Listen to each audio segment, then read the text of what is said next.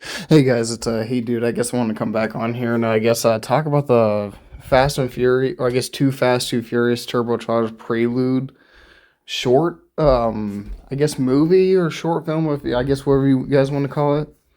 I guess was basically it literally continued after the where the Fast and the Furious left off, and it released June 3rd of 2003 on the DVD or something.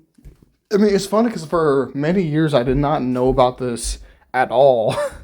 Again, I'm like, it kind of makes sense because it's kind of where it leads up until Too Fast, Too Furious, which in my opinion is one of my favorite movies, or one of my favorite Fast and Furious movies, even still after how many years of literally watching it, or how many times of watching it. But again, I guess it literally starts with Brian O'Connor, literally in the bathroom of what looks like a house, but it doesn't really show what house he's in. And then, like, I guess he looks up, and I don't know, like, he just randomly has, like, some thought process, because he, like, basically just ends up having a flashback or something to what happened in the Fast and the Furious 1, where I guess, and honestly, it feels weird like talking about this short movie knowing that Paul Walker ain't here no more, because this guy literally was the one who started the series all those years ago. It's like, but yeah, then he ends up having a flashback or something, to when I guess he basically let Dom escape or something, or I guess he was like, I owe you a 10-second car. And I'm like, honestly, I mean, people can debate, or people can literally say I'm wrong. And it's like, there's a lot of great moments, I'll admit, of the Fast and the Furious saga.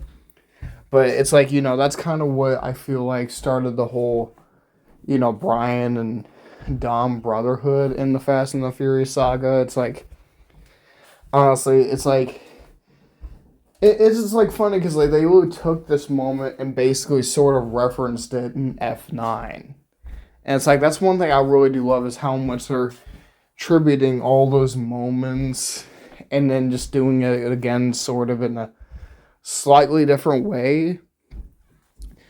It's like, again, I mean, Brian was the one who made the series what it is. I mean, but yeah, he basically I guess he like flashes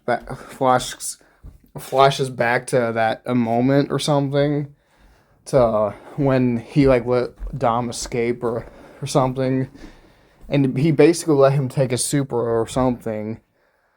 And it's like, I'm just kind of wondering, I mean, obviously he did care about Dom and what was going to happen to him, so it's like that's why he did it.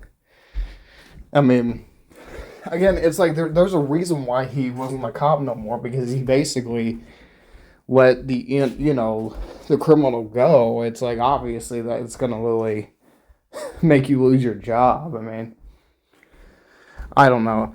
I mean, see, the weird thing is he lost his job obviously due to the fact that he let Dom go, but then he ends up becoming a CIA operative agent later on in the series, and I'm like, what? It's like, how do you lose your job of being a cop because you would let Dom go, but then end up becoming one again in the fourth movie? I mean, I don't even understand that. But honestly, I think I remember because obviously he owed him a 10-second car even after the whole, catastrophe with this freaking green car at the beginning of the movie, which I'll admit, the green car was actually pretty nice looking vehicle, to be honest. That was like the first ever vehicle they started the Fast and the Furious out with Brian driving. I'm like, honestly, that's like the first car that started the whole series, like 25 years ago. I cannot believe that's been 25 years ago, because I was a year old when that movie came out. I mean, it's like, I cannot believe that. But yeah, it's like, again, I mean, it does. I feel like this moment kind of set the tone for the rest of the series. I mean, I guess there's a lot of stuff in that movie, that set the tone for the rest of the series, or set the tone for this movie, basically. But just like it gives, I mean, the Fast and the Furious basically showed that, I mean, movies could have like heartfelt moments like this. And it's like, they actually knew how to make you care about the characters at times. I'm not saying the new movies don't really make you care about the characters. I really do think they do, but it's just like the older movies do as well. I mean, it's like these movies came out in the time when, again, all these movies, I mean, like the first ever movies, they basically just based off a movie called Point Break with Patrick Swayze and Keanu Reeves. It was basically like surfing with cars, basically. I mean, it's like basically people basically describe this movie as like Point Break with cars, and I'm like, not to mention Gone in 60 Seconds, sort of, and it's like, okay, I can definitely see that. I don't really recall ever watching a bit of Point Break. I know who Keanu Reeves and Patrick Swayze are. I just never really watched. I do remember watching a tiny bit of Gone in 60 Seconds, but not much. I know that had Nicolas Cage and Angelina Jolie in it, though.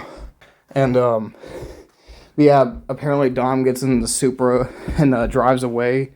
And I'm not going to lie, the orange Supra was like one of my favorite cars that Paul ever drive. I do believe he said that was one of his favorite cars, and I'm like, I do, on a very high level agree with him, to be honest. 'Cause it's like that car. I mean, even if it wasn't really his first car, it was like one of the first cars in the movie that he ever drove. That was like a big deal for the character, to be honest. So I guess yeah, this is definitely gonna be part one, and me talking about this short movie, Fast and Furious Turbocharged Prelude. I might be doing part 2 and 3. I don't know how long I'm gonna keep the series going. So yeah, leave a comment below if you guys want to subscribe. Show. See you guys are. Peace out.